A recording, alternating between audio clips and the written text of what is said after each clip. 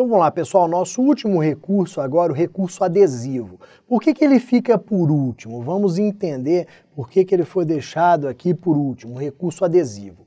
O recurso adesivo, ele não é um outro recurso diferente dos demais. Não, ele é uma forma diferente de interpor alguns recursos. Então, alguns recursos podem ser interpostos na sua forma normal, digamos assim, na sua forma adesiva. Então, ó, se eu sou condenado ao pagamento de 50 mil reais, em 15 dias eu vou interpor o recurso de apelação, porque eu estou inconformado. Só que vamos ver uma outra situação. Eu que queria receber 100 mil reais, recebi por sentença 90 mil. Posso até estar insatisfeito, mas não estou tão revoltado assim. Aí o que eu penso? Não vou recorrer não. Vamos ver se a outra parte também não recorre, porque aí já há o trânsito em julgado e eu começo o procedimento para receber os 90 mil reais. Só que olha o que acontece, a outra parte recorre. A outra parte recorre. Isso faz com que agora eu possa interpor o recurso de apelação no prazo das contrarrazões do recurso interposto pela outra parte. Esse meu recurso de apelação interposto no prazo das contrarrazões recebe o nome de recurso adesivo. Ele é apresentado no prazo das contrarrazões, no prazo de defesa para o recurso da outra parte. Então, no prazo das contrarrazões, eu apresento as contrarrazões, a defesa e também interponho o meu recurso. Então, o recurso adesivo é para aquele recorrente que, num primeiro momento, estava satisfeito com a decisão, mas aproveitou a interposição do recurso pela parte contrária para também recorrer. Esse recurso, galera, ele está previsto lá no artigo 500 do CPC. E o requisito para sua utilização é a chamada sucumbência recíproca, ou seja, sucumbência das duas partes, que foi o que aconteceu exatamente nessa situação em que o pedido era de 100 mil e eu consegui 90 mil. Eu fiquei totalmente satisfeito? Não, eu fui sucumbente porque não consegui os 100. A outra parte foi sucumbente também porque foi condenada a 90. Isso permite a utilização do recurso adesivo. Só que vamos lá, ó, nem todos os recursos podem ser interpostos na forma adesiva. O artigo 500 fala o seguinte, que a apelação, os embargos infringentes, o recurso especial e o recurso extraordinário é que podem ser interpostos na forma adesiva. Só esses três, e cuidado que nas provas eles gostam de embolar, colocar um agravo de instrumento aqui no meio. Não, só apelação, embargos infringentes, recurso especial e extraordinário. O prazo, eu falei para vocês, o prazo do recurso adesivo é o prazo de contrarrazões do recurso interposto pela outra parte. Depois, ó, subordinação ao principal. Esse recurso adesivo, ele também é conhecido como o subordinado. Por quê? Qual a ideia de subordinação aqui ao recurso principal? O meu recurso adesivo, ele só vai ser admitido se o recurso da outra parte também for. Então, o meu recurso adesivo, ele só é admitido se o recurso da outra parte também for. Eu interpus o recurso adesivo. Se a parte contrária desistir do recurso dela, o recurso dela é inadmitido e o meu também. Então, a subordinação está ligada à inadmissão. Se o recurso principal for inadmitido, o adesivo também será. Então essas regras constam no nosso artigo 500 do CPC.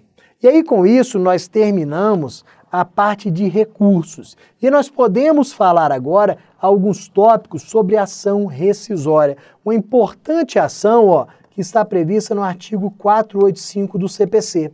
Eu até comecei a falar sobre rescisória lá na parte sobre coisa julgada, para falar sobre coisa julgada soberana. Então o que nós vimos? A coisa julgada material, em regra, ela é imutável. Em regra, aquilo que foi decidido e se tornou imutável não pode mais ser rediscutido. Só que, excepcionalmente, eu posso buscar a desconstituição daquela decisão por conter a mesma um vício grave. Então, eu posso, por meio da ação rescisória, desconstituir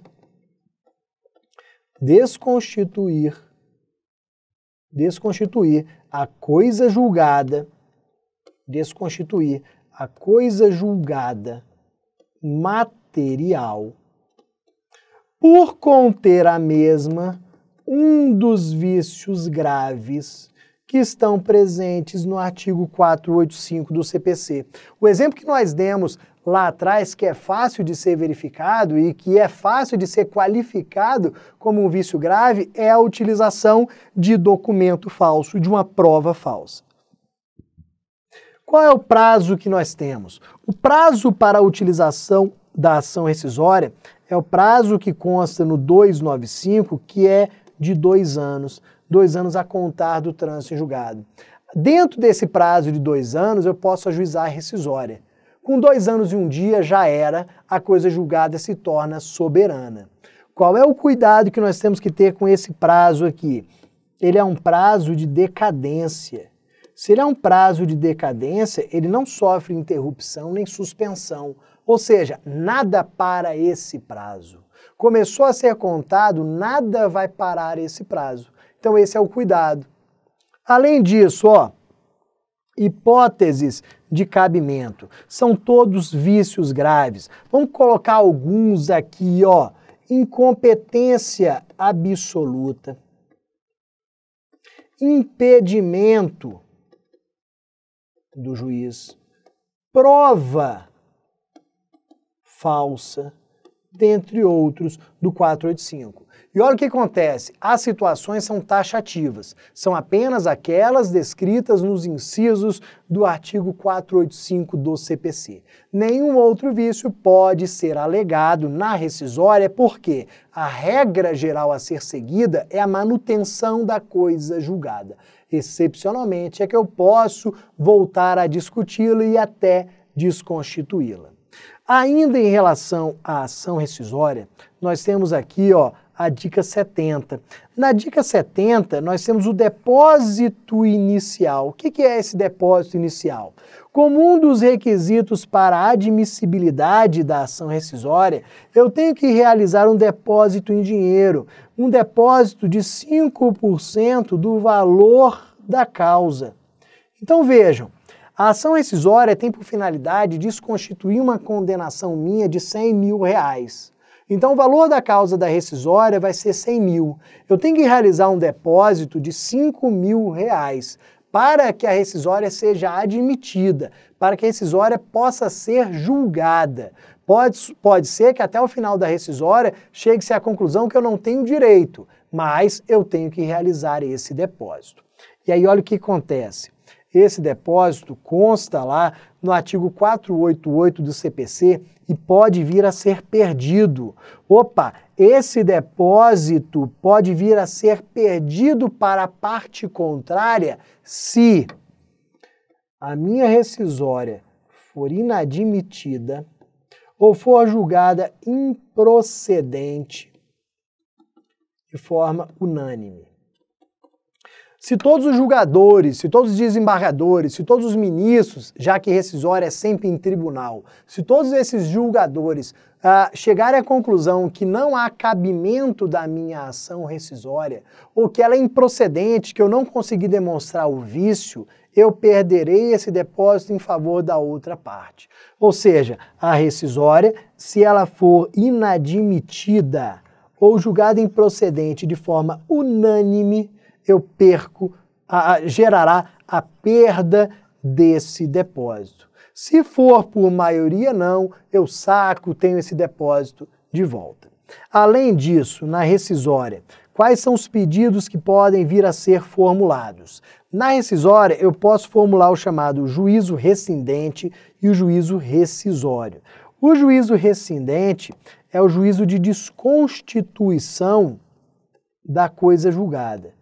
Desconstituição da coisa julgada. Eu quero que a coisa julgada seja desconstituída porque ela possui um vício. Esse é o juízo rescindente. O juízo rescisório é o juízo de novo julgamento.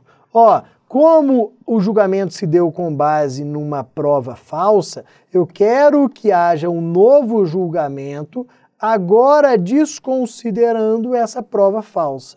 Então, o juízo rescindente é o de desconstituição da coisa julgada e o juízo rescisório é o de novo julgamento. E uma norma importante que é sempre lembrada nos concursos. Coloquei para vocês que não há a suspensão da decisão rescindenda. Coloquei aqui a ausência de suspensão da decisão rescindenda, que é uma situação que consta no artigo 489 do CPC. É a informação que consta nesse dispositivo 489. Olha o que acontece. Digamos que eu esteja sofrendo processo de execução daqueles R$100 mil. E aí eu verifique o cabimento da rescisória. Vou lá, corro a juízo ação rescisória. O que acontece com a execução dos R$100 mil? Continua. Vejam que ao ajuizamento da ação rescisória não suspende a decisão rescindenda. Ela continua produzindo efeitos, logo a execução que está baseada nela vai continuar existindo. Então, isso não é automático, mas é excepcional.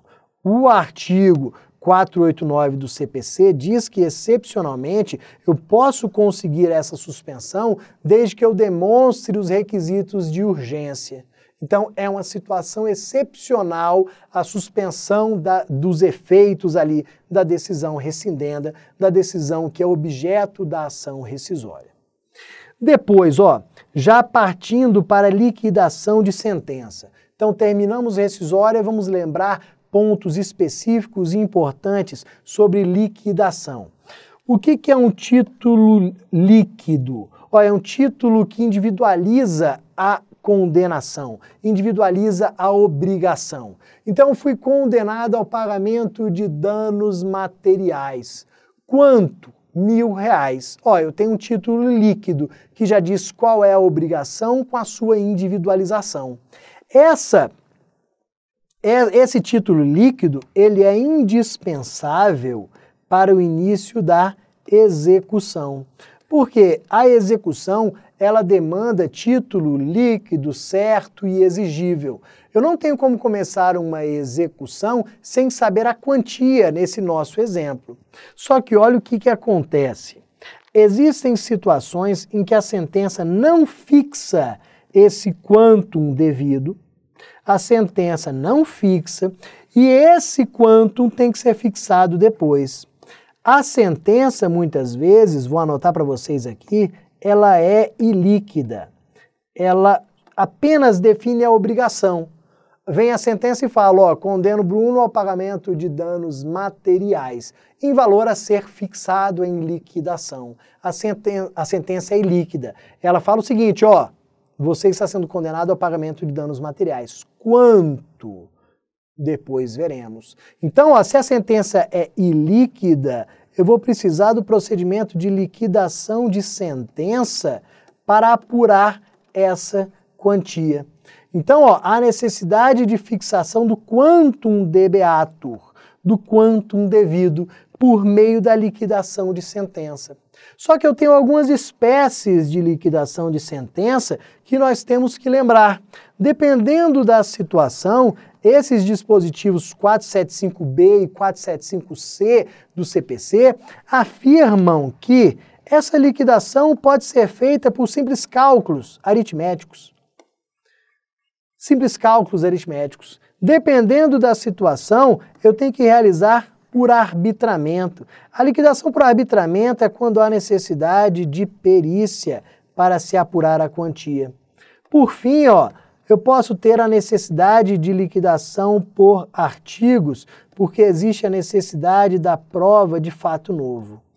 Então nós temos que lembrar isso daqui para as provas. Falou em necessidade de prova de fato novo, liquidação por artigos. Falou em necessidade de prova pericial, liquidação por arbitramentos. Se não houver necessidade dessas situações, bastam meros cálculos aritméticos para se chegar à quantia devida.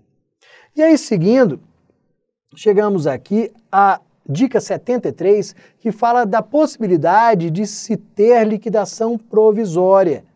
Então eu posso ter a liquidação definitiva e a liquidação provisória.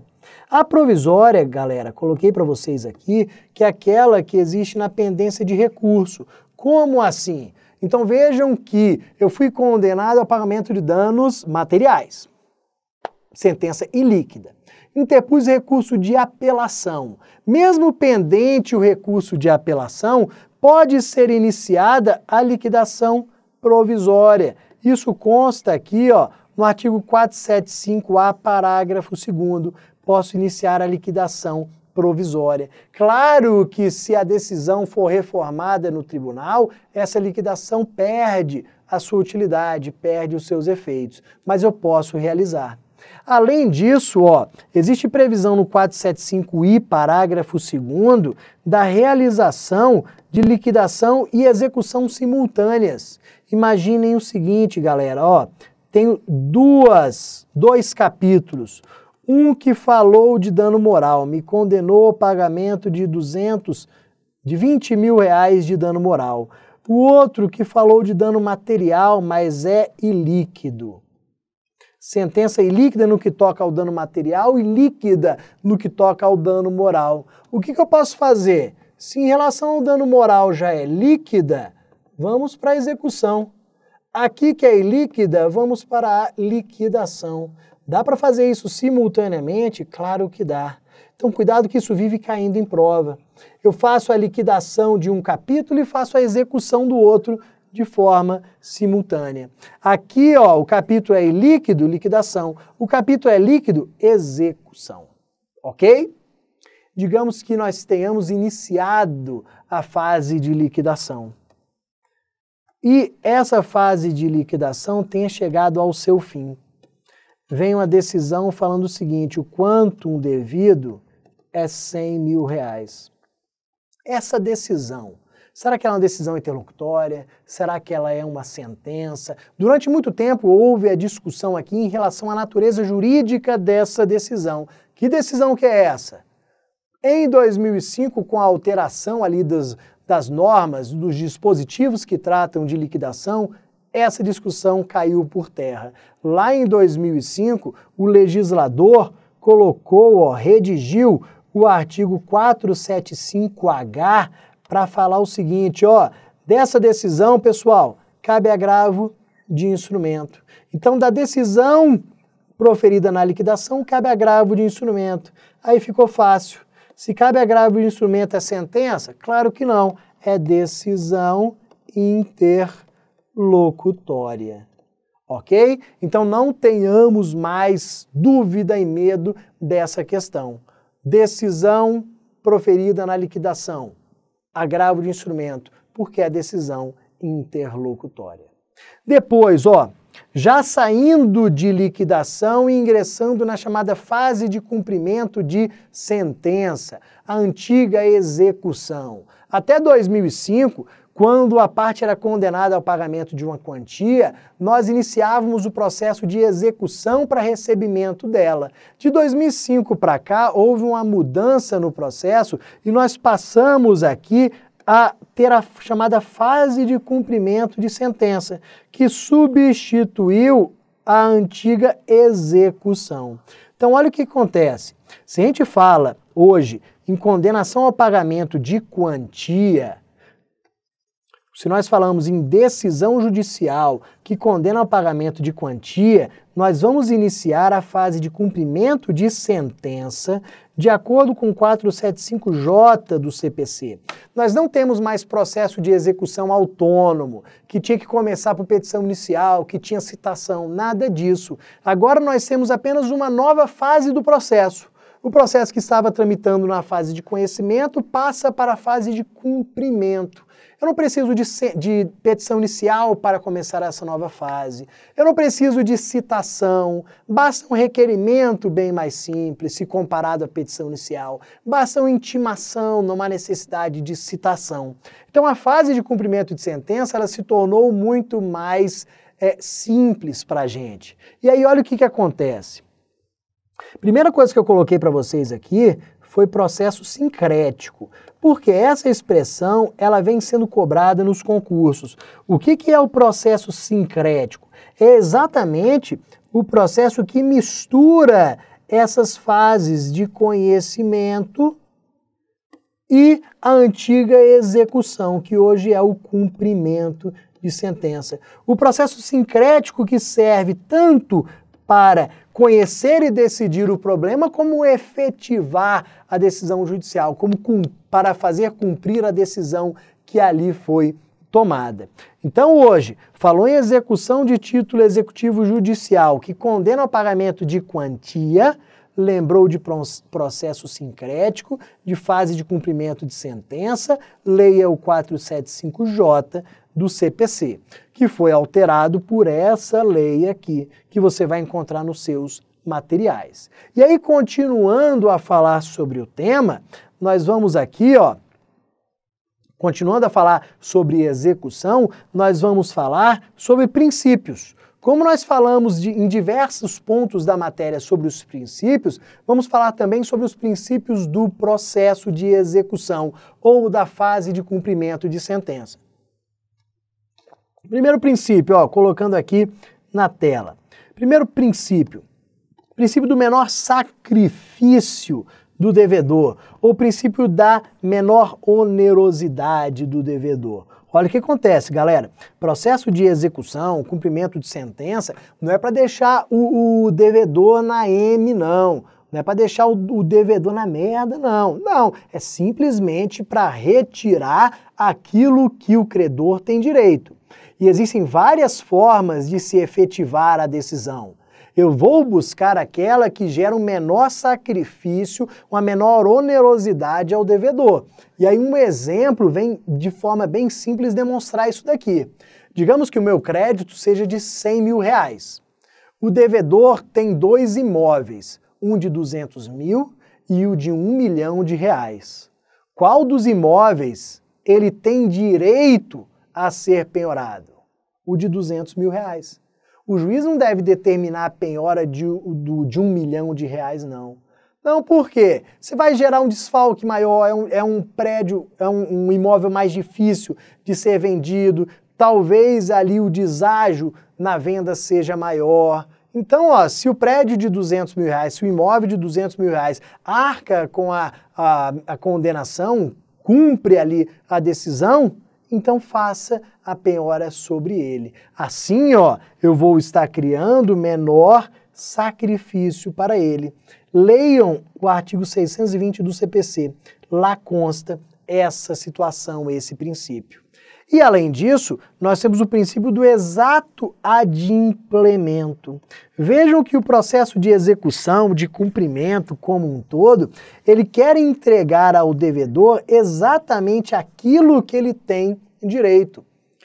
Se o direito dele é receber um veículo Gol branco, ano tal, tal, tal, o ideal é que eu entregue para ele um veículo Gol branco, marca tal, tal, tal. Ou seja, eu tenho que entregar a ele o máximo possível o que ele tem direito. Ou seja, o exato cumprimento, adimplemento. Para isso, ó, eu vou buscar a tutela específica que consta nesses 2 artigos aqui, que são os artigos que falam de execução das obrigações de fazer, não fazer e entrega de coisa.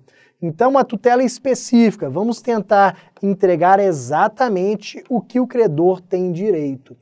Isso faz com que a conversão da obrigação em perdas e danos seja algo absolutamente excepcional. Eu vou dar um exemplo bem simples. Digamos que eu seja colecionador de veículos. E aí eu comprei de você um veículo, um Fusca 1970, que falta na minha coleção. paguei e você não me entregou. O que me interessa? Dinheiro ou Fusca 1970? O Fusca 1970. Então, se houver a conversão daquela obrigação em perdas e danos e o Poder Judiciário me entregar dinheiro, eu não vou ficar tão feliz quanto se o Poder Judiciário me entregar o veículo. Então, pela ideia de tutela específica, qual é a ideia? Devedor, entregue o Fusca 1970. Se você não entregar, nós vamos retirar de você. Vamos fazer busca e apreensão? Vamos. Vamos lá, vamos pegar o Fusca e vamos entregar a Bruno. Tutela específica, exato adimplemento, ok? Depois, nós vamos lembrar de uma matéria importante aqui, de um dispositivo importante do CPC, que fala dos bens absolutamente impenhoráveis. Vamos lá. Alguns bens do devedor não podem ser, em nenhuma hipótese, de forma alguma, penhorados para o pagamento de dívidas. Por maior que seja a dívida, alguns bens não podem ser penhorados. Vejam o seguinte, ó, salário, pode ser o maior salário do mundo, que para concurso, pelo CPC, não pode ser penhorado. O camarada que ganha 20, 30 mil reais por mês está devendo a Deus e o mundo, mas só tem o salário dele. O salário dele não pode ser penhorado porque entende-se que o salário é para a subsistência. O taxista está devendo a Deus e o mundo, só tem o veículo dele que ele utiliza para o táxi. Vou penhorar o táxi dele? Claro que não, porque é um instrumento de trabalho. Se eu penhoro e retiro o táxi dele, eu retiro o sustento dele. Então, algumas situações de bens absolutamente impenhoráveis, que em nenhuma hipótese podem ser penhorados. Dentre esses bens, mas não no artigo 649, está o bem de família. Então, um dos bens absolutamente impenhoráveis é o bem de família, que consta aqui na Lei 8.009 de 90. O bem de família, aquele único bem utilizado pela família para a moradia, esse não pode ser penhorado. O conceito de família, hoje, ele é bem grande. Família ali, o camarada pode ser solteiro, ele é a família dele, ele é a família dele. Então, é bem de família. Irmãos, por exemplo, eu tenho 2 irmãos ali que residem no apartamento, é o bem de família deles. Eu tenho um casal, beleza. Eu tenho pai e um filho, tudo isso é família. Então, família não vai ser pai, mãe e filhos apenas. Claro, isso com o tempo foi sendo aumentado. O conceito de família foi sendo aumentado para tornar a situação mais justa. Só que olha o que acontece. Existem situações excepcionais.